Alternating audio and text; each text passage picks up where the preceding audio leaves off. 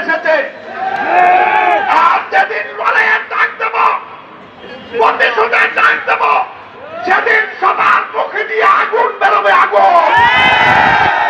সেই আগুনে পুরে ছারখার হয়ে যাবে। আমাদের দাবি নাই অবিলম্বে নির্বাচন চাই। নির্বাচনী তফসিল ঘোষণা করো।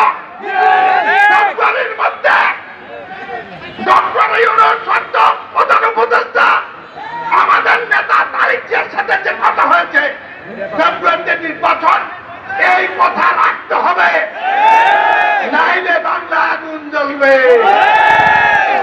কুমিল্লা থেকে শুরু হবো, কুমিল্লা থেকে শুরু করবো। শুনেছেন তারেক জিয়া আসছে, রাজপথ দেখবেন দিনের বেশে আসবে।